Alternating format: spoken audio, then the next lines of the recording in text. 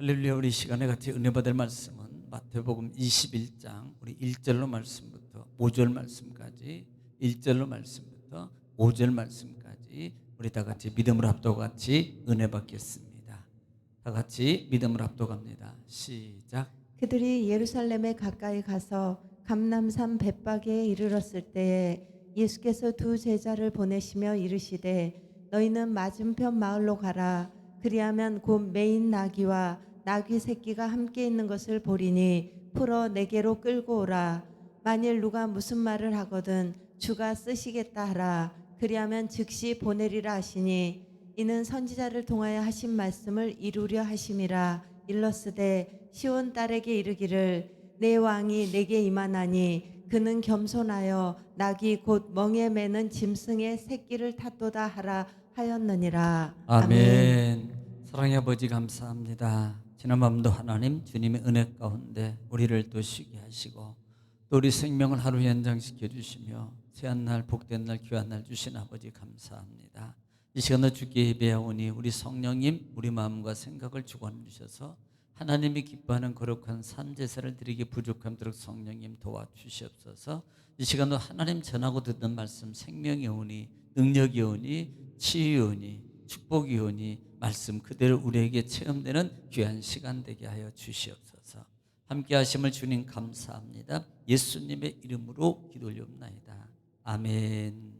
할렐루야. 하나님은 여전히 오늘도 말씀을 통해서 이렇게 말씀하십니다. 그러므로 여러분 우리가 하나님 말씀을 받는 자세가 중요한데요. 여러분 말씀을 받을 때 우리는요 내가 하나님 앞에서 하나님의 음성을 직접 듣는다, 받는다라는 자세로 받으면 큰 복이 됩니다.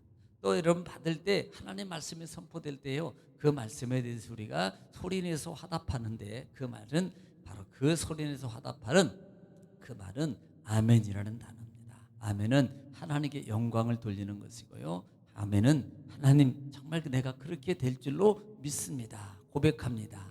또 아멘은 하나님 나의 마음의 소원을 하나님 이루어 주세요라는 기도의 제목도 담겨져 있습니다.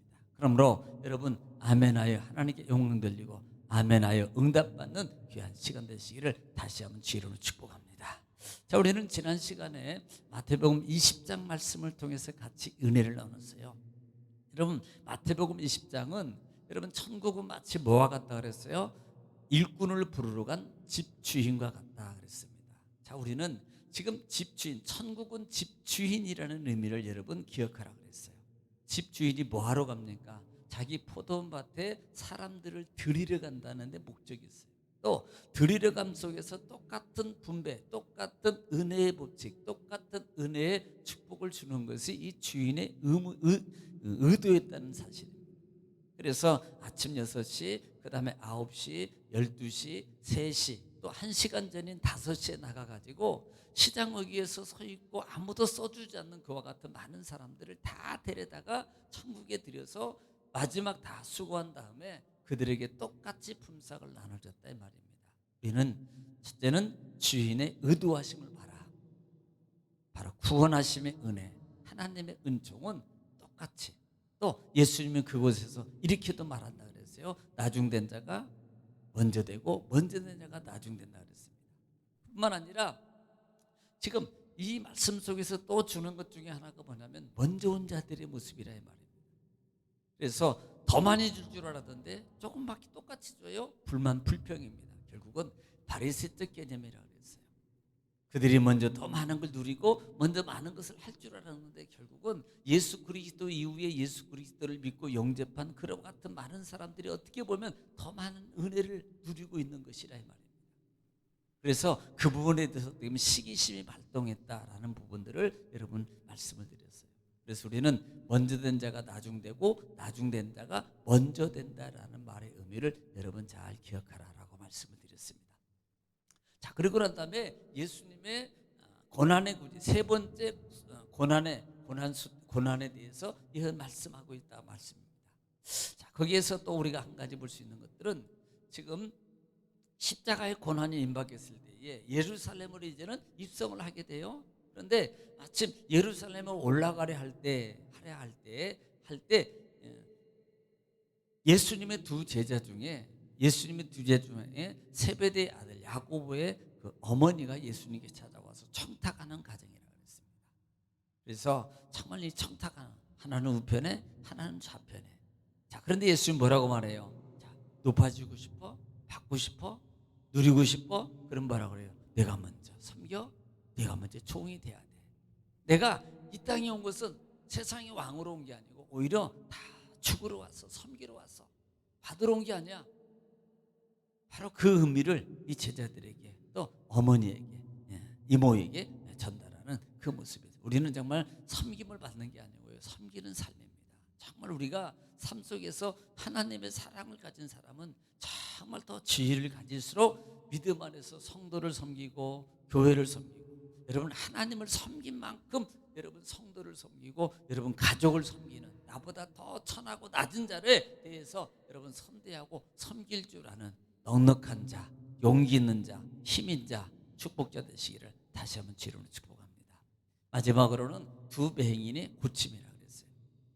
여러분 예수님께서 여리고를 지나가실 때 두 맹인이 앉았다가 예수님이 지나간다는 소리를 들었어요. 똑같이 들었어요. 그때 뭐 했어요? 소리 질러, 주여 주여 우리를 불쌍히 여기소서, 다윗의 예수의 자손이여 우리를 불쌍히 여기소서라고 하는 그 외침이라 이 말이에요. 우리는 거기서 뭘 봤어요? 기회란 말이에요. 여러분 그때 아니어도 예수님을 따라가고 언제든지 할 수 있는 기회가 만들 수 있어요. 그런데요, 이 소경은 그때 그 시점, 지나가는 시점입니다. 그때 뭐 했어요? 듣기만 한 게 아니에요. 소리내었어요. 기회를 놓치지 않았다 이 말입니다. 뿐만 아니라요, 여러분 꾸짖어요. 꾸짖다는 말은요, 우습게 여기는 거예요. 여러분 업신여기는 거예요. 그럼에도 불구하고요, 거기에 굴하지 않아요. 그 기회를 끝까지 잡습니다. 끝까지. 또 하나는 뭐예요? 예수님은 세 번째로 또 보는 거예요. 뭐 해주길 원해? 보기 원합니다. 그때 예수님은 바로 그 믿음을 모시고 고쳐주는 겁니다. 여러분 기회를 놓치지 않기를 주님 축원합니다. 할렐루야. 오늘은 21장입니다. 21장은 예수님께서 이제는 예루살렘으로 이제는 들어가는데 더 가까이 왔어요. 그래서 21장 1절 말씀에 이렇게 시작합니다. 그들이 예루살렘에 가까이 가서 감난산 벳박에 이르렀을 때에 예수께서 두 제자를 보내시며, 지금 예루살렘으로 올라가고 계셔요. 순환을 받으시려고, 고난을 받으시려고, 십자가를 지시려고 예루살렘을 올라가고 계시는데요, 감람산 벳박에 이르렀을 때, 여러분 이 감람산이라는 말의 의미는, 여러분 그 당시에 그곳에 산에 감람나무가 많았다는 거예요. 이 감람나무산, 다시 말하면 올리브유 나무가 상당히 많았어요. 그래서 붙여진 이름이라는 말입니다. 이 벳박이라는 말은 무화과나무 집이라는 말인데요, 그곳에 지금 중간에 예루살렘에 이르렀을 때, 가기 전에 있는 그 장소에 이르렀을 때라는 말입니다. 그때 두 제자를 불러서, 두 제자, 성경 학자들은 여러 사람들을 베드로와 요한이었을 것이다, 그 다음에 야고보하고 요한이었을 것이다, 아니면 어떤 학자들은요 전에 금방 고침받았던 두 소경일 수도 있다.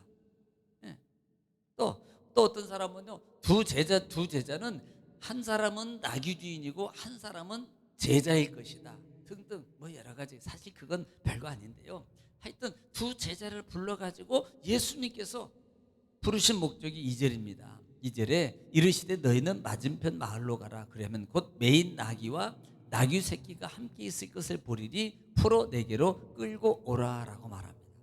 자, 사실은 이 부분은 마가복음이나 누가복음에서 차이가 있어요. 여러분 마가복음이나 누가복음에서는요, 여러분 보면 오늘 본장에서는 뭐라고 표현하면, 너희는 맞은편 마을로 가라. 그러면 나귀와 나귀 새끼가 있는데 그걸 풀어서 끌고 오라고 말해요. 그런데 마가나 누가는 이 부분을, 여러분 새끼만 명시, 새끼가 있을 텐데 그 새끼만 끌고 오라 이렇게 말한다는 말입니다. 아마도 이것은요, 아니 어떻게 나귀 새끼만 있겠습니까? 어미 옆에 새끼가 있었을 것이에요. 그런데 이 마가와 누가는 예수님께서 타신 한 마리 그 부분만 더 강조하기 위해서 새끼만 언급한 거라 이 말입니다. 그런데 반대로 마태는 더 상세하게 어미와 새끼가 함께 있다라고 이렇게 표현하고 있는 거예요. 그래서 두 제자를 통해서 그 나귀를 끌고 오라라고 예수님이 명령하십니다. 말하시는 거예요. 그랬더니 3절에 만일 누가 무슨 말을 하거든 주가 쓰시겠다라 그리하면 즉시 보내리라 하시니. 사실 예수님은 이미 그걸 아는 거예요. 아니 여러분 생각해 보세요. 만약에요 예수님이 가져오라 그랬어. 예를 들어서 우리 권사님한테 저희 가서 그거 저기 뭐 가게 가서 뭐 좀 가져와. 아니 왜 가져가요? 분명히 물어볼 거예요. 이건 누구도 다 물어볼 겁니다. 그러니까 예수님은요 그걸 아시는 거예요. 그리고 정말 황당한 그 상황을 아시고 예수님은 그 제자에게 할 말을 가르쳐 주는 거예요. 할 말을. 그것도요 무슨 말입니까? 내가 나중에 갚아줄게 이것도 아니고요. 주가 쓰시겠다라 이렇게 말합니다. 예, 풀어주시면서 주가 쓰시겠다. 여러분 이게요 단순한 게 아니라 이 말입니다. 그래서 주가 쓰시겠다는 말은 지금 처음으로 지금 성경에서 예수님이 자기 자신을 뭐라고 표현해요? 이 키리오스라는 단어를 쓰는데 이 주라는 단어를 쓰고 있다 이 말입니다. 그러면 이 주라는 단어의 의미가 뭐예요? 메시아적 개념. 바로 자기가 진짜 예수님 나는 메시아야. 나의 메시아가 너희 선지자께서 약속하고 선포했고 말했고 가르쳤던 그 메시아가 나야. 내가 쓸 거야. 주라는 단어를 처음으로 쓰고 계시는 거예요. 그러면 보내겠다 이 말입니다. 네. 그래서 보면은 이 부분을 한번 좀 볼까요? 마가복음 11장 4절 한번 보겠습니다. 시작. 제자들이 가서 본즉 나귀 새끼가 문 앞 거리에 매여 있는지라 그것을 푸니 5절에 거기 서 있는 사람 중 어떤 이들이 이르되 나귀 새끼를 풀어 무엇 하려느냐 하매. 자 주인이 물어보는 거예요. 무엇하라 그래? 거기 있는 사람 중에 왜 풀어가? 그러니까 6절에 제자들이 예수께서 이르신 대로 말한데 이에 허락하는지라. 예, 주가 쓰시겠다 하니까 바로 허락해. 그러니까 이걸 똑같은 부분을 누가복음에도 얘기하고 있지. 누가복음 19장 33절 말씀 보겠습니다. 누가복음 19장 33절 시작. 나귀 새끼를 풀 때 그 임자들이 이르되 어찌하여 나귀 새끼를 푸느냐. 여러분 나귀를 가져가니까 그렇게 말하는 거예요. 왜 풀어가? 그러니까 뭐라고 말해요? 그 다음 절에 시작. 대답하되 주께서 쓰시겠다 하고. 주가 쓰시겠다라고 말하니까 아니 그 사람이 주는 거예요. 그러니까 어떤 사람들은 미리 가기 전에 미리 이곳에 오기 전에 어떤 학자들은 미리 얘기했을 것이다. 미리 말을 해놨을 것이다. 또한 학자들은요 그 제자 중에 한 사람이 그 나귀 주인일 것이다. 뭐 그런 의미도 있습니다. 그런데 하여튼 중요한 것은 주가 쓰시겠다라고 할 때 내어준다 이 말이에요. 여러분 여기에는 하나님의 예수님의 절대 주권적 힘이 이것이 바로 포함되어 있는 거예요. 뭐 학자들이 뭐 이렇게 말해도 여기에 하나님의 절대적 권위입니다. 누구도 그 하나님의 절대적 권위에 불복할 수 없는 거예요. 오히려 그 전달받은 하나님의 말씀에 예수님의 말씀임에도 불구하고 그 많은 사람들이 거기에 순응할 수밖에 없는 그 절대적 힘이 있다는 사실. 여러분 이것을 볼 수 있다 이 말입니다.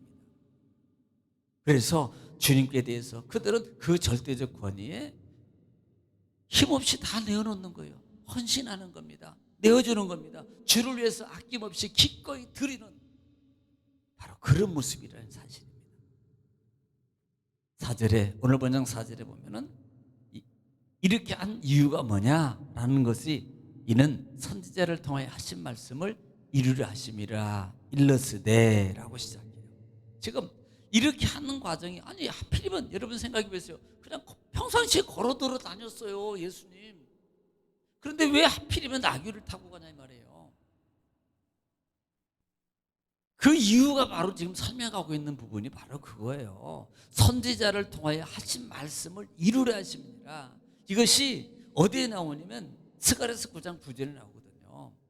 그러니까 여러분 5절에 보면은 그 시온의 딸에게 이르기를 내 왕이 내게 임하나니 그런 겸손한 나귀 곧 멍에 매는 짐승의 새끼를 타도다 하라 하셨느니라. 이게 스가랴서 9장 9절에 있는 말씀이에요. 여러분 들어보겠습니다. 시작.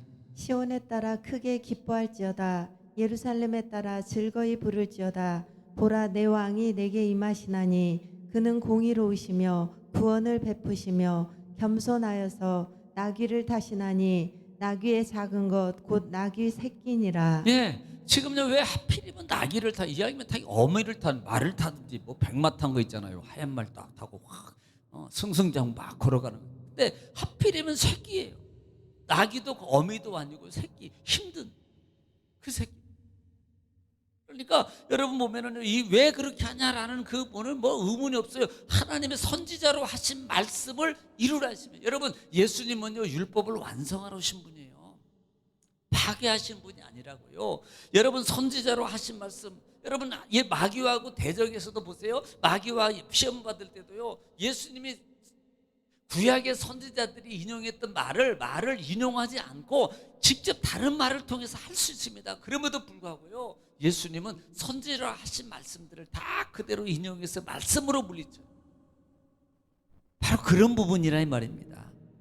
그래서 스가랴서 예언한 선지자, 스가랴 선지자가 예언한 그대로 반드시 곧 나귀 새끼를 타고 것이다, 구원을 이룰 것이다 라는 그 말을 이루라 하신다 이 말입니다. 메시아를 오신다 하신 예수님, 다시 말하면 하나님의 약속의 언약을 이행하시는 주님. 여러분 오늘 우리는 여기서 뭘 봐야 됩니까? 주님은 끝까지 주님의 말씀을 이행하시고 하나님의 뜻을 이루어가십니다. 하나님이시지만 동등됨으로 여기지 아니하시고 더 겸손함으로 하나님의 말씀을 이루어가고 계시는 그 주님. 그렇다면 우리는요, 여러분 이 말씀 속에 우리는 그 말씀을 봐야 됩니다. 우리가 더 겸손하고 하나님의 뜻을 이루어가기에, 말씀을 이루어가기에, 성령의 말씀을 따라가기에, 순종해서 가기에, 그리고 하나님의 의를 나타내기 위해서 여러분 힘쓰고 애써서 여러분 하나님의 은혜 상급과 또 성령의 사역을 이루어가는 저와 여러분 되시기를 다시 한번 주 이름으로 축원합니다. 오늘 또 여러분 나라를 위해서, 또 여러분 가정을 위해서, 여러분 자녀를 위해서, 여러분 기도 문제를 가지고 하나님께 기도할 때 하나님께서 큰 역사와 기적을 이룰 줄 믿습니다. 이 시간에 다 같이 주 한번 하시고 통성으로 하나님께 간절히 기도하겠습니다. 다 같이 기도하겠습니다. 주여, 아버지 바라바스라바스 스나라 카라레르바스 아버지 완만 카바라바데르레르반라바스라바스 스나라 카라레르바스